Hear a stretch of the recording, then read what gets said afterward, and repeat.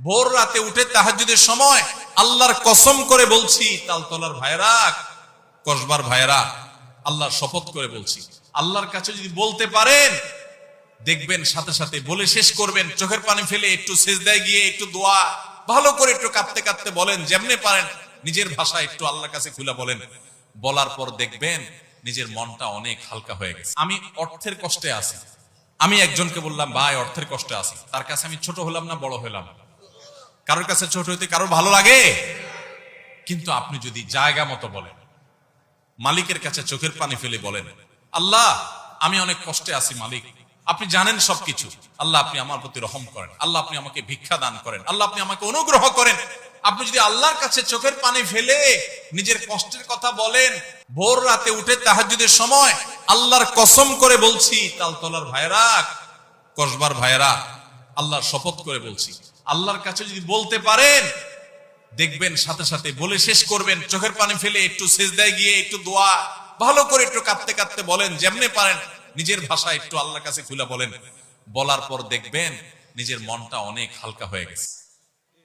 যাদের জীবনে এই অভিজ্ঞতা নাই, সালহাতু সঙ্গে বুদি দিল খারাস আজমুদে এক জামানা খাকে বাস। বহুকাল পাথর হয়েছিলে, কিছু সময় একটু মাটি হয়ে দেখো ভাই, একটু মাটি হয়ে দেখো, একটু মাটি হয়ে দেখো, আল্লাহর কাছে একটু বিনম্র হয়ে দেখো, আল্লাহর কাছে একটু ছোট হয়ে দেখো, একটু চোখের পানি ফেলো ভাই, একদিন একটু ভোর রাতে উঠো।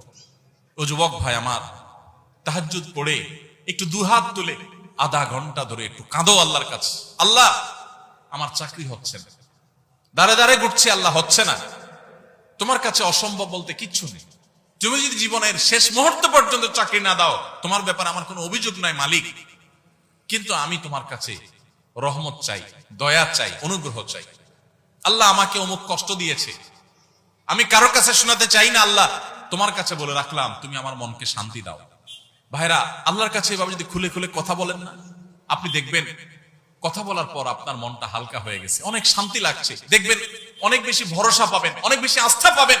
আল্লাহ শপথ করে বলছি, পরীক্ষা হলেও, পরীক্ষা করে হলেও আল্লাহর কাছে নিজের অভিযোগগুলো বলার অভ্যাস গড়ে তোলেন, চেষ্টা করেন। তাহাজ্জুদে পড়ে, তাহাজ্জুদে উঠতে পারেন না, দিনের বেলা রাতের বেলা 2 রাকাত নফল নামাজ পড়ে কোন একটা কোনায় দাঁড়িয়ে বসে দুহাত তুলে আল্লাহর কাছে একটু চোখের পানি ফেলেন, একটু চাইতে থাকেন। মুখে কিচ্ছু বলতে পারেন না, দরকার নাই, শুধু চোখের পানি ফেলেন আর মনের ভাষায় কথা বলেন। আল্লাহ তাআলা আলিমুম বিযাতিস সুদূর, অন্তরে মানুষ কি বলে সেটাও আল্লাহ জানেন। শুধু চোখের পানি ফেলে আল্লাহর কাছে অভিযোগগুলো বলেন, ইনশাআল্লাহ